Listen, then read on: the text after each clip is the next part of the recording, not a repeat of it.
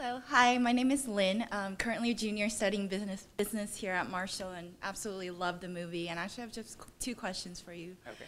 First question is that love the writing and love the music in the movie. But my third favorite thing about the movie is where you chose to shoot it, and a lot of it is just right here in downtown LA.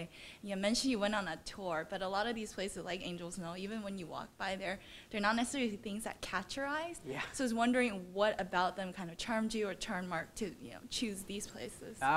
Well, yeah, the bench, for example, when I first saw it, I was like, no way. Like, this has to be his favorite spot in the city. Like, it's gross. But Mark had like a vision, and he knew how to sort of make it work. And he's kind of, he's always going to convince you. He's really good at that. And so the conversation we had was about this character and why downtown made sense.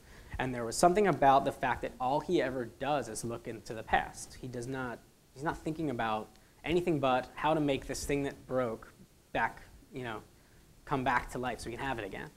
And Mark always says that they called it Broadway because they called it that for a reason. Like, that was going to be the center of town, and it was this, all these buildings were going up, and this was going to be the roaring, center of Los Angeles. And it didn't really happen. Everybody kind of went somewhere else. And doesn't that sort of relate to this guy and the way he thinks about things? And it sort of does. It did, and it totally convinced me.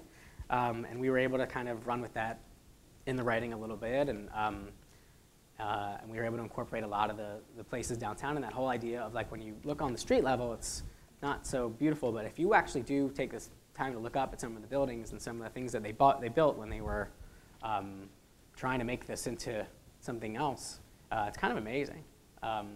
There's like a bunch of walking tours that you can do that are pretty cool. So I was just there yesterday. We filmed a lot of the TV thing down there too, and it's cool sometimes. And then my second question was, as you mentioned earlier, people have mixed feelings about the ending. I'm going to be honest, I wasn't a fan of the ending. And I think ever since I saw it the first time, I was just wondering, was there sort of a autobiographical element to that where you felt that when you got into maybe your next relationship was really when everything sort of came full circle and you were done with that last? At the time, that was like just a fantasy. There was no happy ending there, and there was no kind of autumn.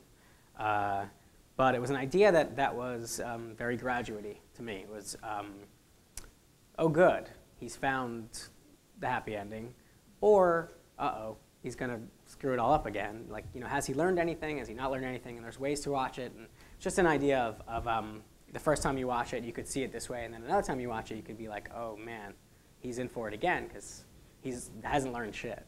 And I just always liked that kind of ambiguity at the end. I see. So that's why we did it. Thank you. Thanks. Sorry I didn't like the ending. Watch it again. It's kind of good.